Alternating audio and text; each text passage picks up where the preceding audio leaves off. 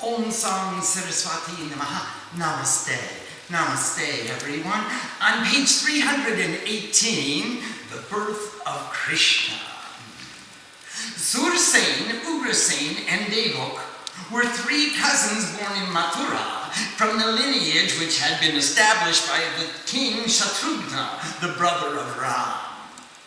Ugrasena became the king of Mathura. He had a son named Kamsa, who is the incarnation of evil itself, the wicked demon Kalnemi. So he was the purveyor of darkness reincarnated as the wicked Kamsa. And Kamsa grew to be hated and feared throughout the kingdom. Even though the king Ugrasena was completely pure and a lover of Dharma, the people prayed for protection from the violations of his son Kamsa. Surasena had a son named Vasudeva, the incarnation of Kashyap Muni, and Devak had a daughter named Devaki, the incarnation of Aditi.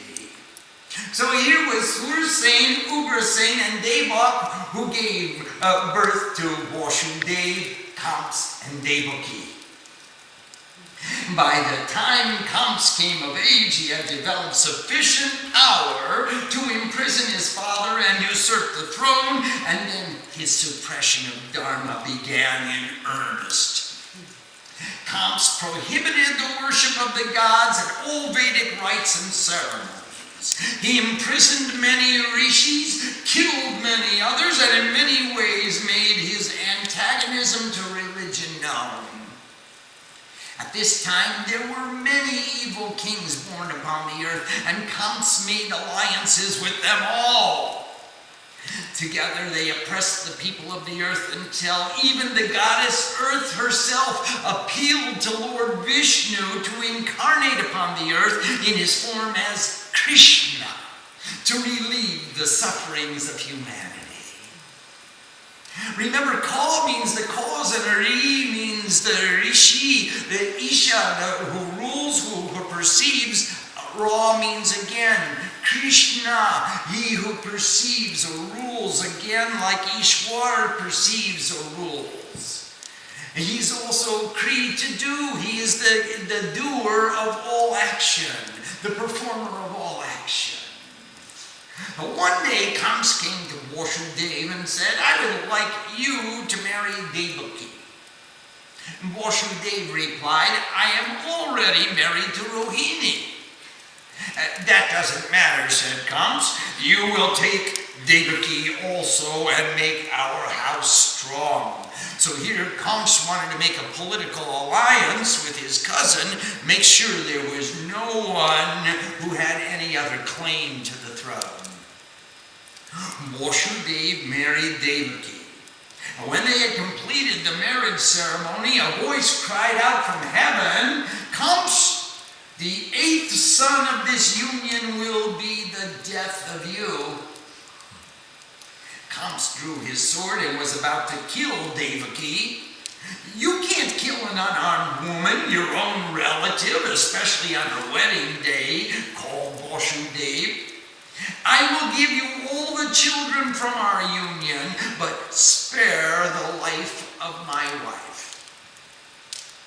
Then the king Kamsa ordered that Devaki and Vasudeva be put into prison, and all the children born from their union be delivered to him immediately. No sooner was a child born than the wicked Kamsa was informed. He would come accompanied by his soldiers and forcibly take the newborn child from its mother and dash its head against the wall. In this way, the 6 children were slain, much to the anguish of the imprisoned parents, in accordance with the curses of Varuna Dev and the demon Hiranyakashipu. So remember, those 6 children had been cursed that they would come down to earth, and then they were blessed that they would be free from their earthly existence very quickly. At the end of the Ramayana, Lakshman, who was the incarnation of Anant, The serpent upon whom Lord Vishnu reposes in the ocean of purity, he said to his older brother Ram, "Respected brother, in this incarnation I have caused you so much pain and suffering, so much trouble by reason of my being your younger brother. Because I was the younger, you always had to look out for me and always save me from the foolish behaviors I would commit. In our next life, grant me the boon that I will come as your older brother so I can serve and protect you as you have performed for me." Ram agreed, and now the very pure Devaki became pregnant with her 7th child. But Devaki feared for the conduct of her cousin Kamsa, killing all of her children as he was, and through the Maya of yoga, she transferred the fetus to her co-wife Rohini. And thus Rohini gave birth to the very noble soul Balaram, while Kamsa rejoiced at the knowledge that Devaki had miscarried her womb. Rohini was staying with great fear of Kamsa in the home of Nandarao and his wife Yashoda in the village of Gokul, along with her baby Balaram. At that time, the Divine Mother Yogamaya entered into the womb of Yashoda. At the same time, the incarnation of the Supreme Lord Vishnu entered as Krishna into the womb of Devaki. It was the 8th day of the dark lunar fortnight of the month of Shravan, when Devaki, bound in the prison, gave birth to the beautiful child Krishna. When the child came out from her womb, both the mother and father saw that he was in fact the Lord Vishnu. Then Vasudeva took that child in his arms, whereupon he heard a heavenly voice proclaim, "The gates are open, Vasudeva. The guards have fallen asleep. Take the child to the home of Nandarao in Gokul. Yashoda has just given birth to an incarnation of the Divine Mother. Exchange your baby with hers before your son is destined for greatness. Run, Vasudeva, run!" Vasudeva wrapped the child in pure white linen and ran to the bank of the Jamuna River. It was storming rain, and the Ananta snake held open its hood as an umbrella in order to shield the fleeing child. Vasudeva reached the Gokul and entered the house of Nandarao. He exchanged his baby Krishna for the female child which Yashoda had given birth to.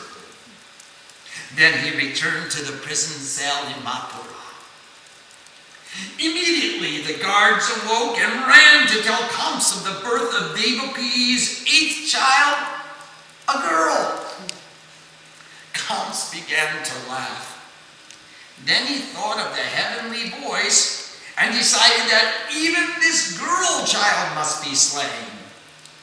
He proceeded to the prison cell and grabbed the baby child from Devaki's arms. Then that infant child flew up into the air and took the form of the 8-armed goddess Durga. She said, "Foolish sinner, why try to kill me? Your slayer has already taken birth. No one can escape the will of karma." Then she disappeared into the heavens. Kamsa was overcome with fear.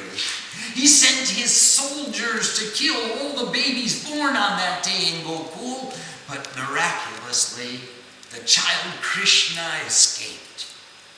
Then he sent many demons with tremendous powers to kill the baby Krishna, but the child killed all of the demons that came. So Kamsa decided to wait until the time was more favorable. The Incarnations of the Gods and Ashuras.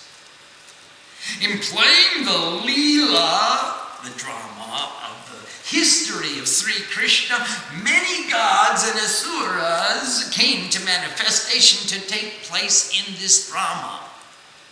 Sri Krishna was himself the manifestation of Narayan, the son of Dharma and representative of the Supreme Lord Vishnu. Balaram was the incarnation of Ananta, Sheshnath, the snake of infinity. Vasudeva was the manifestation of Kashyap Muni, Devaki of Aditi, and Rohini of Diti. Yudhishthira was born of Dharma. Bhim from Vayu, the mighty Arjuna was the son of Indra and incarnation of Narayan's younger brother Nar. Nakul and Sahadev were born of the Ashwin twins. Karn came from the sun, Vidur from Jam, Dronacharya from Brihaspati, and his son Ashwatthama was the partial incarnation of Rudradev. Shantanu was the incarnation of Mahabhish, who had come from Sagar, the ocean, and Ganga came herself as his wife. Their son Bhishma was actually the oldest of the Bashus named Yao. Virat, known as Matsyaraj, was the part incarnation of the Maruts. Dhritarashtra was born from the Daitya Hamsa, the son of Arishtanemi. Kripacharya came from the Maruts, Durjadan from Koli, darkness, not Kali, Koli. And Shakuni came from Dwapara. Drishtadyumna was the incarnation of fire, Shikandi of Rakshas. Pradum from Shanat Kumar, and King Draupad was an incarnation of Lord Varuna. Draupadi came from Lakshmi, her 5 sons from the Vishwadevas. Kunti from Siddhi, Madri from Dhriti, Gandhari came from Mati, and the 10,000 wives of Krishna were the Apsaras who were promised marriage by Narayan. Among the Asuras, Shishupal was the incarnation of Hiranyakashipu, Jarathand of Biprachit, Shalya of Prahlad, Kams was born from Kalanemi, and Kasi from Hayashira. Many other Asuras had taken manifestation during the time of Sri Krishna for the impending battle between Dharma and Adharma. Krishna raises Govardhana Mountain. One day, all the citizens of Nandagam, which was the village in which Krishna was raised, another name Gokul, gathered together to perform a great puja. The young child Krishna asked, "What puja are you making?" And they said, "We are going to make puja to Indra because he brings the rain." Krishna said, "Why should you make puja to Indra? Make puja to someone who is worthy to be a recipient of puja. Why Indra? The rain comes from the seasons. The rain doesn't come from Indra. Make puja to the cow. The cow is always giving food to us. Make puja to the tulsi plant. The tulsi plant is always so sweet and fragrant to us. Indra is sometimes happy, sometimes sad, constantly putting obstacles in the path of sadhus who are striving to perfection in meditation. Why make puja to Indra?"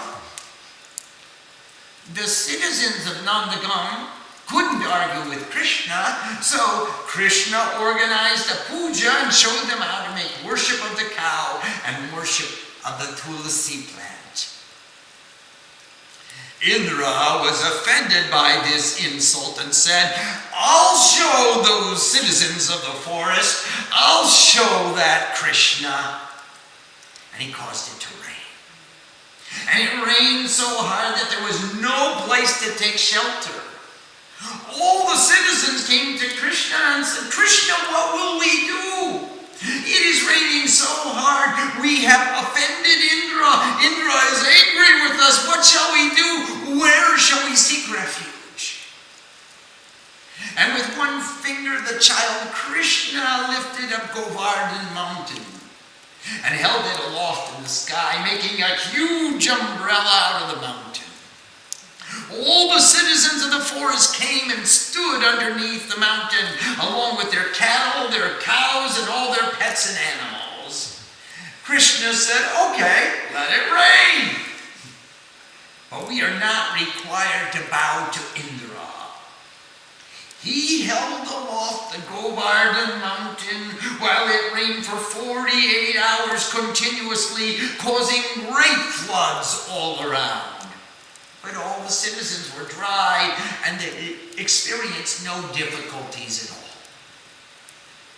No matter how hard Indra caused it to rain, he couldn't move Krishna from his position. Finally, Indra recognized that all his powers were nothing compared to the powers of Krishna. Then Indra appeared to Krishna with folded hands and said, "I'm sorry for this offense. Please excuse me. I realize my power is nothing in comparison to your own." Krishna replied, "I am pleased with your humility. Stop the rain." And Indra made the rain stop. Then Krishna said, "Choose some boon from me." Indra replied, "Krishna, always protect my son Arjuna.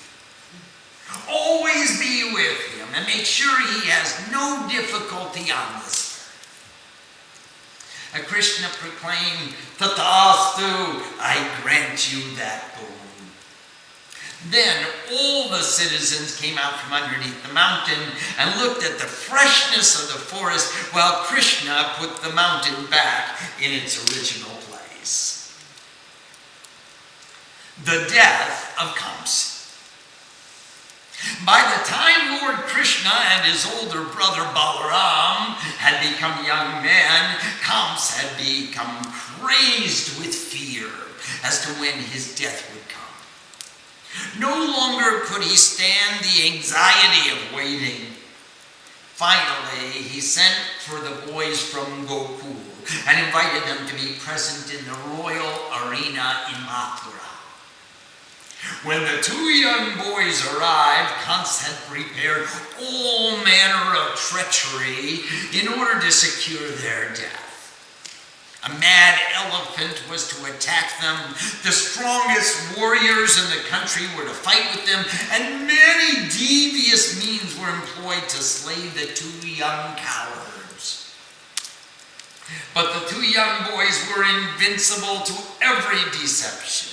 They defeated the elephant and all the other warriors, and then Krishna lifted Kamsa from the royal throne, threw him into the air, and caused the wicked king to fall to his death. The nation cheered at the death of Kamsa, and Krishna immediately moved to the prison where he freed his parents, freed the king Ugrasen and restored him to his throne, freed all of the sadhus who had been in prison. Once again, the rule of Dharma was established in the kingdom of Mathura. Sometime after reunion with their parents, Krishna and Balaram were sent to the Guru Sanidapani's house. They grew up in their guru's ashram and received training in all the branches of knowledge of the traditions of kings and rishis. The Pandavas in Indraprashta and the Rajasuya Sacrifice. And now the 5 Pandava brothers were in their new kingdom in the middle of the desert. Bhim became very angry and said, "What is this? What shall we do with this desert? They've got the kingdom. They've got the palaces and treasuries full of gold. They've got the cities full of citizens and taxes. And they give us this lonely, desolate desert with no water, no vegetation. Let's go back to Hastinapur and fight." Yudhishthira, the son of Dharma, said, "Stop! There will be plenty of fighting to do. Now let us devote our energy to constructive purposes. Let's build ourselves a kingdom." So they sat down with the rishis and the munis of the forest and enkindled the sacred fire and began the sacrifice for purifying the land. Then Krishna, along with his brother Balaram, came and offered to help build their kingdom. Krishna told Balaram to take his plow and plow the fields. He told Vishwakarma, the architect of the gods, to join in the effort, and instantly the fields were plowed, the seeds were sown, streams and rivers flowed, the crops and trees were growing, and a magnificent palace grew up out of the land, and a city with beauty beyond compare. This most beautiful city was called Indraprashta. The brothers moved into the city, and then Krishna said, "Now, Yudhishthira, conquer all of India. Perform the Rajasuya Sacrifice." So Yudhishthira sent Bhim, Arjuna, Nakul, and Sahadev across the length and breadth of India, and all the kings of India recognized Indraprashta as the supreme authority of the kings, and Yudhishthira as the emperor of all the kings. The victorious armies marched back to Indraprashta, and then invitations were sent out all over India, inviting all the kings to crown Yudhishthira as the king of kings, the Rajasuya Sacrifice. The messengers came to Hastinapur, and they invited Dhritarashtra, Bhishma, and Vidur, Dronacharya, Kripacharya, and Duryodhana, and others of their family, who all came to witness the splendor of Indraprashta and to participate in the Rajasuya Sacrifice. All the kings of India acknowledged Yudhishthira as the king of kings. Arjuna marries Subhadra and the birth of the god of love.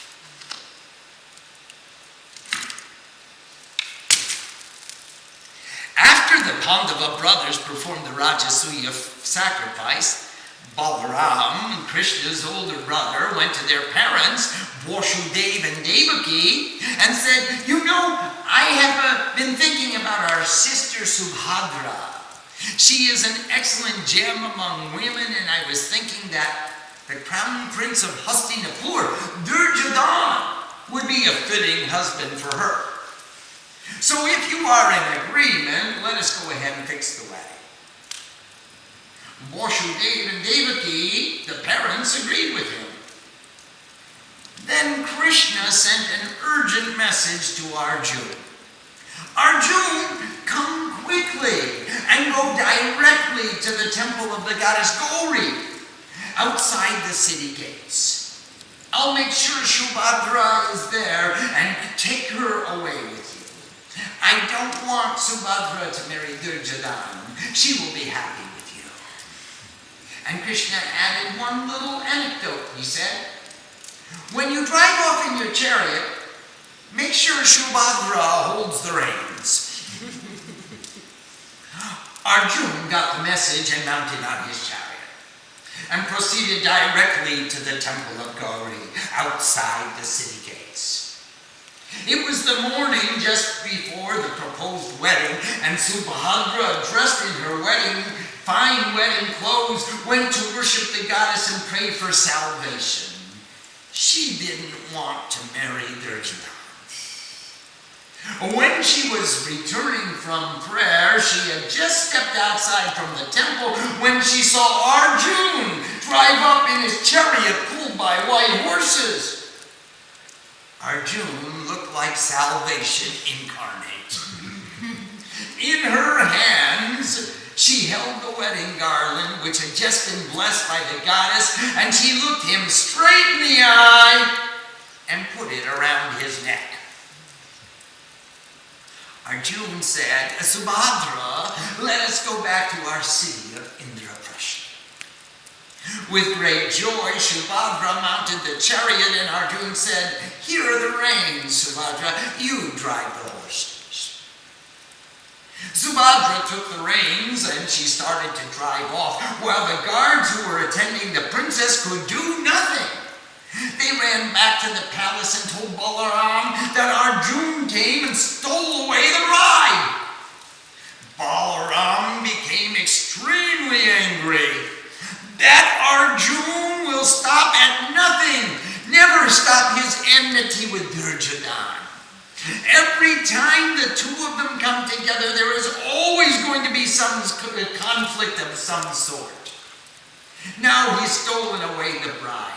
I'm going along with the army and we'll overtake them, and we will teach that Arjuna a lesson.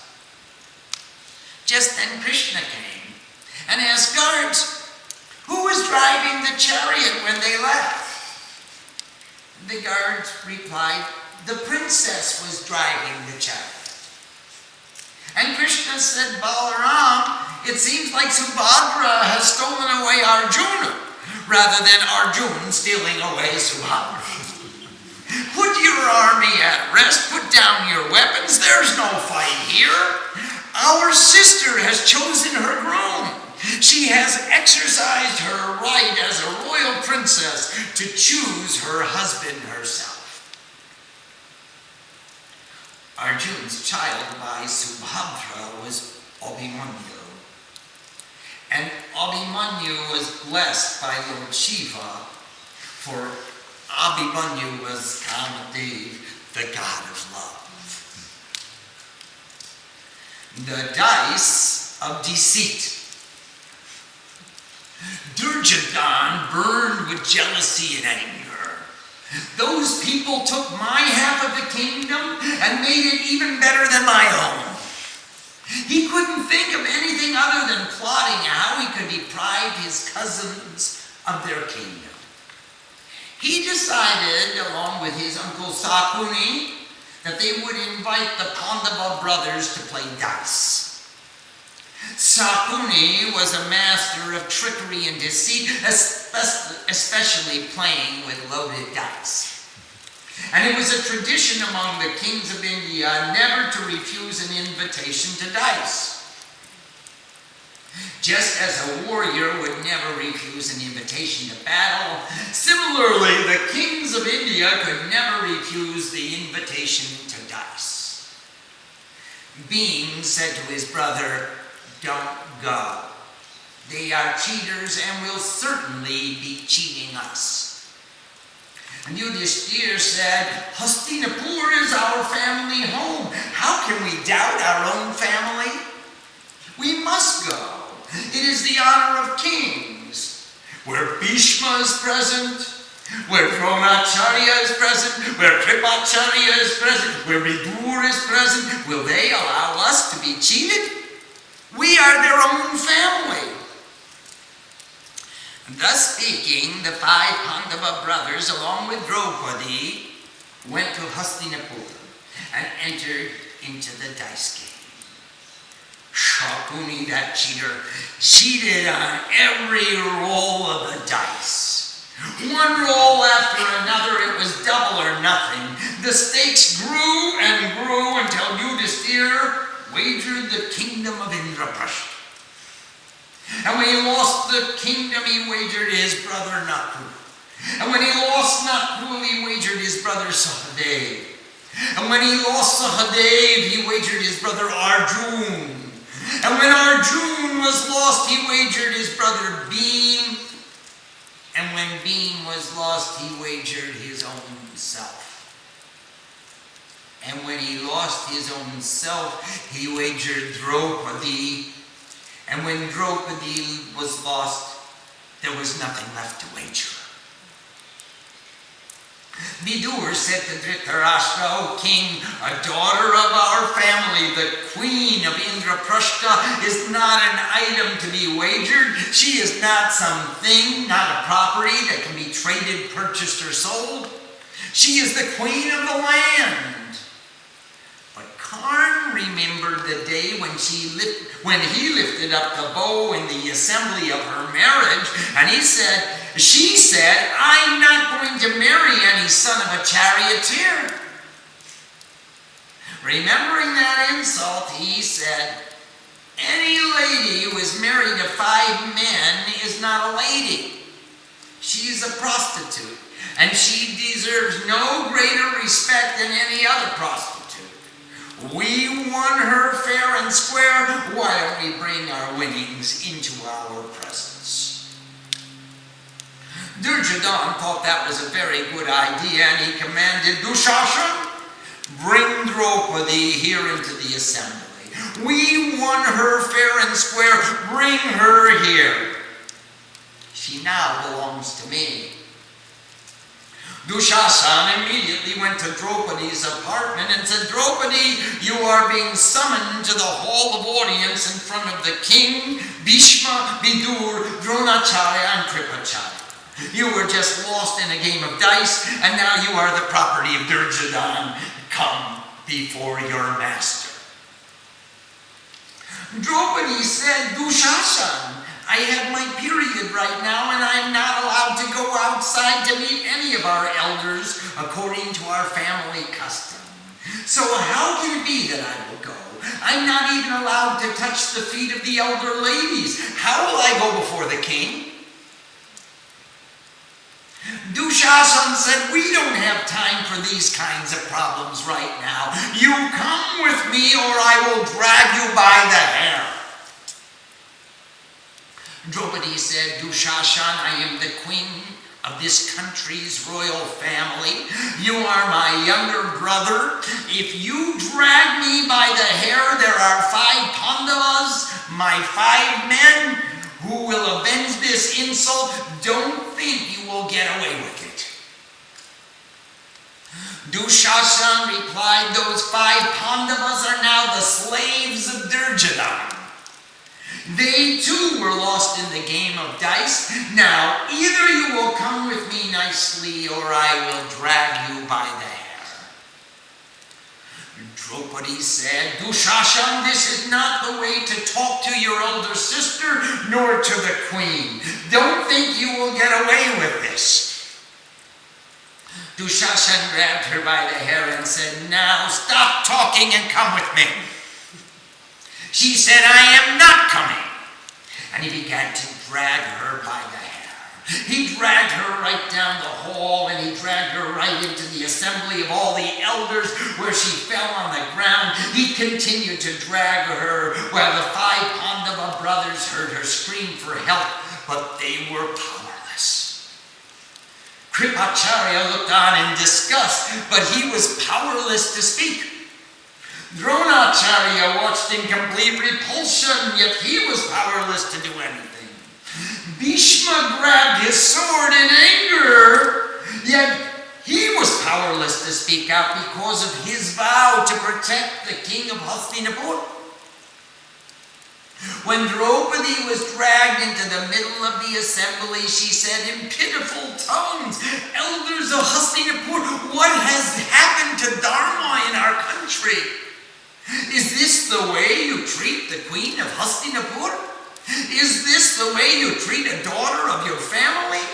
Is this the way you treat any human being? Duryodhana answered, you are now my property. You don't deserve any more respect than I wish to give you. You were wagered and lost in the game of dice, and now you belong to me. And Karna said, well, if she is really a prostitute, let's see how she looks without any clothes on. And Duryodhana said, that's a wonderful idea. Dushasana, take off her sari. And Draupadi called out, will none of my 5 heroic husbands help me?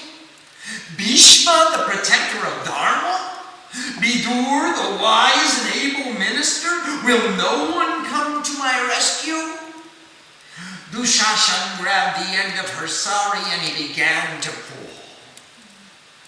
Draupadi prayed, "Oh Krishna, not one of my family members can help me. Krishna, I take refuge only in you." Dushashan pulled on her sari. Draupadi turned around and around. And when she looked up, there was Krishna standing in the balcony adding yardage to her cloth. He granted her the boon of infinite cloth. And Dushashan pulled on the sari and kept on pulling, and the cloth was piling up and up until it filled half the room. Everyone stared in disbelief. From where has all this cloth come? No matter how hard Dushashan pulled, he couldn't remove the cloth. The cloth just kept getting longer and longer until he dropped to the floor in exhaustion. Gandhari, Duryodhana's mother, hearing the commotion, came into the assembly hall with haste and asked, "What is this? You want to take off the clothes of a woman of the royal family in public? Is that the way my son was raised? Are you trying to insult the women of this household? Here, take off my clothes. This is an outrage. Don't you know if this woman of our family wishes, she could curse you? With one word from her lips, she could stop the rain. She could dry up all the vegetables, all the crops of all the farms in the kingdom with one word from her lips. And here you are insulting her. Dhritarashtra, you are the king sitting on your throne. Your duty is to protect the citizens of our country. And here, right before your throne, this outrage is taking place. Dhritarashtra called Draupadi. "Come here, come to me." Draupadi, in tears and sorrow, came to the foot of the throne. Dhritarashtra said, "Draupadi, don't curse us. Please hold your anger. Don't curse the throne of Hastinapur. I will give you 3 boons, anything you want." Draupadi, with sobs, said, "I won't curse you. First, what I want is that I will not be the slave of Duryodhana." Dhritarashtra said, "I grant you that wish, you are free." Then she said, "I want the 5 Pandavas to be free as well." The king said, "I grant you that wish, they are free." And then Draupadi said, "Please give them their weapons back." And he said, "I grant you that wish, they can have their weapons back. Choose something else. Take back your Indraprashta." And Draupadi said, "No, you gave me 3 boons, and I have taken 3 boons. We are free, and we have our weapons. We don't need to accept our kingdom as charity. We will take back our kingdom ourselves by force of arms. Kshatriya warriors don't take a kingdom as a gift. The Pandava heroes will take their kingdom with the blood of these deceitful scum." The 5 brothers were freed and went with Draupadi to their mother Kunti's apartment. Meanwhile, Duryodhana went to Dhritarashtra. He said, "Father, I won that kingdom fair and square. Everyone was present. Nobody spoke out. Nobody said Yudhishthira has no authority to gamble. Bhishma was there. You were there. Vidur was there. Dronacharya was there. Kripacharya was there. Everyone saw. Nobody spoke out so long as they hoped that Yudhishthira would win. Nobody said anything. But when I won and became victorious, then they said, 'No, this is not fair.' Yudhishthira never complained at any time. He kept wagering and wagering. Now you have given all my winnings back. Why should they not be my slaves? I am the eldest son of the rightful king. I am the rightful heir to the kingdom, and I won. And you gave back all my winnings. It wasn't your winnings you gave back. What kind of a father are you? Then Dhritarashtra summoned Yudhisthira and said, Yudhisthira, rightfully my son won. Even though they cheated in the dice game, no one spoke out against it. And therefore, I pronounce that the Pandava brothers will spend 12 years in exile in the forest, and they will spend a 13th year in hiding. If they are not found out in that 13th year, that 1 year in hiding, then they can come back and ask for their half of the kingdom, and they will receive their share. This is my proclamation. Yudhisthira said, King Dhritarashtra, you are the king of our nation. You are the oldest member of our family, and it is our duty to obey anything you say. We accept your order. And the brothers went back to their mother Kunti and said, Mother, you stay here in Hastinapur. We are going to the forest along with Draupadi. And then Arjuna sent Abhimanyu with his wife Subhadra to Krishna's house in Dwarka. There, with the blessings of Lord Shiva, Abhimanyu grew into the strongest, most heroic incarnation of the god of love. And with the greatest of sorrow, the 5 brothers, along with Draupadi, bereft of their kingdom, wealth, and families, departed into exile in the forest. Arjuna's Tapasya. Bhim was filled with anger. Why should we wait 12 years in the forest, spend 1 year in hiding, and then go back to beg from Duryodhana? Do you think that he will give us the kingdom in 13 years when he will not give it to us now? Will anything be different then? Come, let us attack. Yudhisthira, the son of Dharma, said, no, attack we will, but we must do it as the last resort. When all else has failed, we may resort to force of arms. Now we have this excellent opportunity to spend our time in the forest performing sadhana. Let's go visit all the sages and munis and learn the wisdom and practice of our dharma with which we can cultivate the capacity to govern our kingdom with wisdom. So the brothers went into the forest to sit at the feet of the rishis and munis in order to learn wisdom. Oh, how those days passed in the delight of satsang. One day, Krishna came to the hermitage where the Pandava brothers were staying and said, my brothers, you are doing such a wonderful study of tapasya and sadhana while living here in the forest. How much patience you have cultivated. But there will be a war, and now is the time to prepare. Arjuna, you will need divine weapons to fight in this war. Propitiate Lord Shiva. Do puja for Shiva. Bhim, you will need divine strength to fight in this war. All of you brothers perform sadhana. Arjuna went to sit under a tree and began to chant Om Namah Shivaya. Om Namah Shivaya.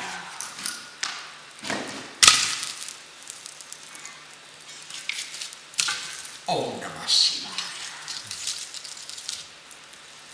After some time of intense meditation, one day a wild boar came rushing across the horizon directly towards where he was sitting. That boar was gaining speed and looked like it was going to run right into him to gore him with his tusks. When Arjuna saw the boar, he jumped up, grabbed his bow and his arrow, and let the arrow fly, whoosh! And the boar fell down dead.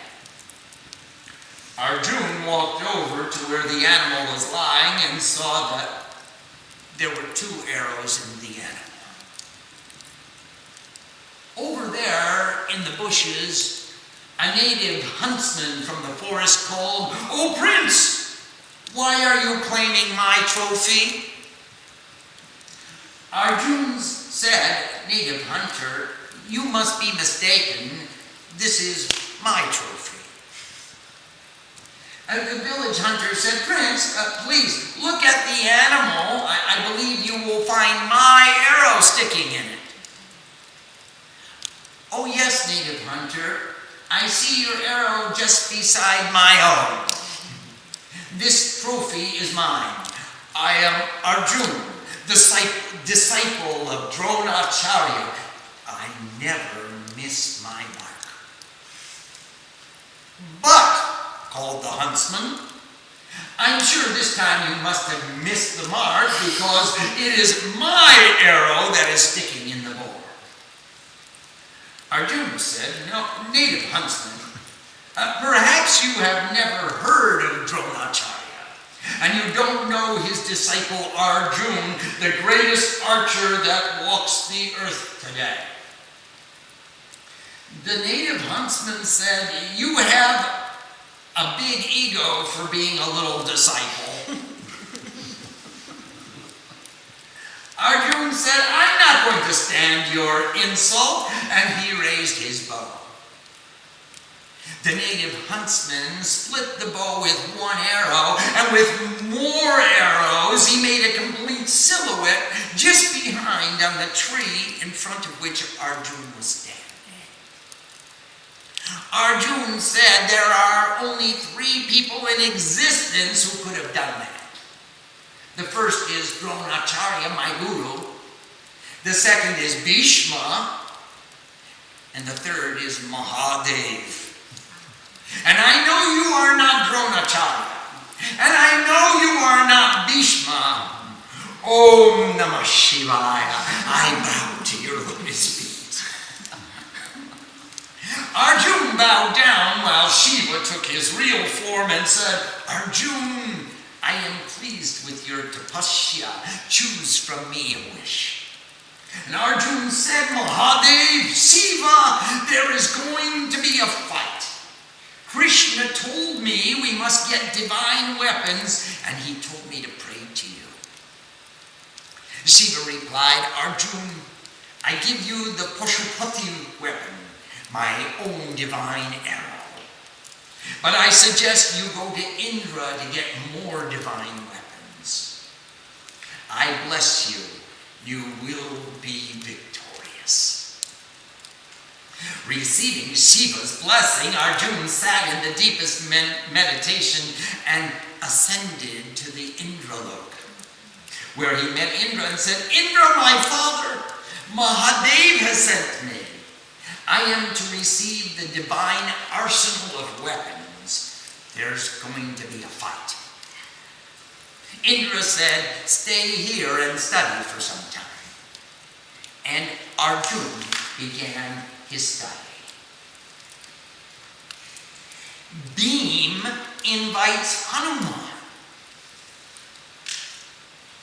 Meanwhile, down on earth, one day Bhim and Draupadi were out picking flowers for the family's puja.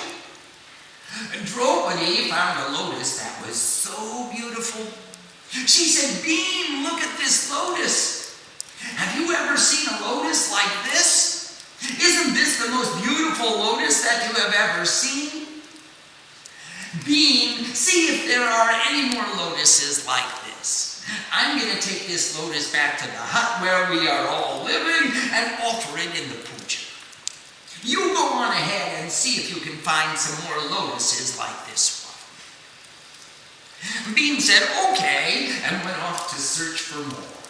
Draupadi took the lotus along with the other flowers and went back to the hermitage, while Bhim followed the trail up the mountain in search of more lotuses of the same quality. Bhim kept moving up the trail higher and higher into the mountains until he came to a clearing in an area where there was a large shade tree. Underneath the shade tree, an old monkey was sitting with a long tail. and the tail was lying across the path. And Bhim said, "Hey, monkey, move your tail. I'm looking for lotuses for Draupadi." And the monkey replied, "Sing the name of Ram. I'm an old monkey and I'm tired." Bhim said, "Hey, monkey, don't give me any of that business. Sing the name of Ram. I'm busy. I'm looking for a special lotus for Draupadi. Will you move your tail so I can cross the path?" The monkey said, "Oh, what has this world come to? An old monkey can't even find a place to rest. I climbed this mountain thinking I could be left alone, and here I am being disturbed again. I'm tired and I'm old and I don't have the strength to move that tail by myself. Would you please move the tail for me? If it's bothering you, then, and you don't want to go around it, then move the tail yourself and sing the name of Ram." Bhim got angry. He said, "Hey, monkey, I'm sure you don't know who I am. But I just want to let you know that I'm Bhim, the son of Kunti, the son of the wind, and I have the strength of 10 elephants. Move your tail out of my way." And the monkey said, "Bhim, one day you will get old and you will know what it's like to be tired and without any strength. But I'm telling you, I'm just too tired to move that tail myself. You please move it out of your way. Sing the name of Ram, brother. Sing the name of Ram." Bhim replied with anger, "All right, I warned you, and now I'm going to move your tail myself." And he reached down with his one hand and started to lift that tail, but the tail wouldn't budge. So he took both of his hands and started to lift the tail, but he couldn't move the tail an inch. And the old monkey looked at him and said, "Hey, please lift the tail. Come on, you are so strong. Oh, lift the tail, brother, lift the tail, come on. Lift the tail, come on and help me out. Move it out of your way." Bhim was struggling with the tail, but he couldn't move that tail. And then he looked at that old monkey and he said, "You are no ordinary monkey." The monkey looked at him and said, "I told you to sing the name of Ram. Sing the name of Ram, brother." Bhim asked, "Who are you?" And the old monkey answered, "I am your older brother. I too am the son of the wind. Now see my real form." And he became Hanuman. And Bhim bowed down to his older brother Hanuman and said, "Hanuman, there's going to be a fight. We were cheated out of our kingdom and we are going to get it back. Come and help us." And Hanuman said, "Bhim, this isn't my yuga for fighting. I already did my fighting against Ravan, but I will be with you. I will sit on Arjuna's flag and I will bless you all. You will be victorious, but remember my words, Bhim. Sing the name of Ram. Sing the name of Ram. Go with the name of God. I will ride on Arjuna's flag and I will bless your armies, but sing the name of Ram." Bhim found a bunch of lotuses and brought them back to Draupadi, and she was so happy to make puja with such beautiful lotuses. And the other brothers also were happy to hear that Hanuman would be blessing their army.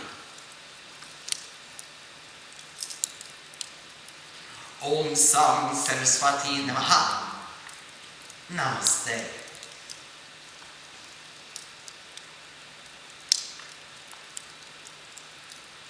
Do we have any questions this evening?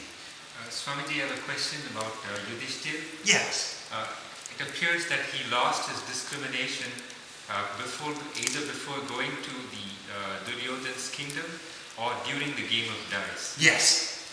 Now, how is, for our own lives, how is the sadhana that we practice, how does it help develop discrimination? Is there any relationship between the two?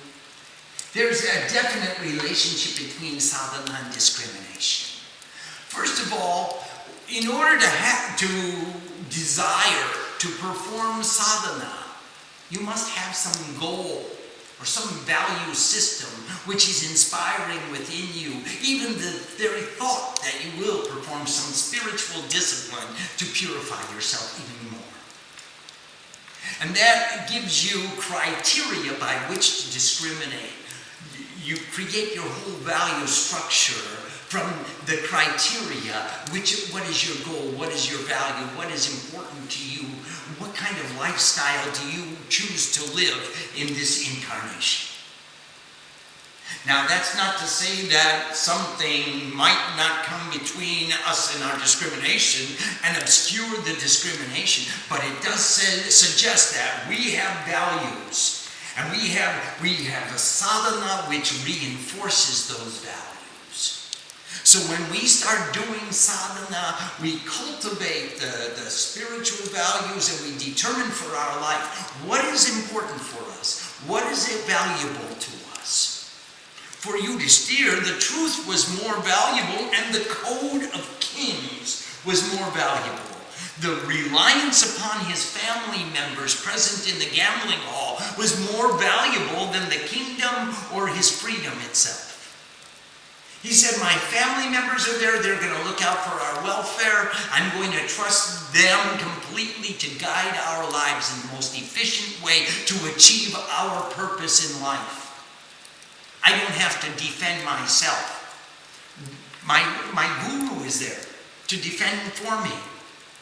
Why should I speak out? Now, this is a lapse of discrimination, but he is right from one way. And it's what we call a dharma shankar. There's a conflict of differing values for the ideal.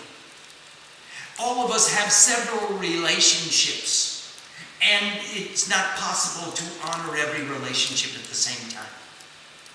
There comes a point in time in all of our lives where we have a conflict of these values. And then we have to make the best election possible.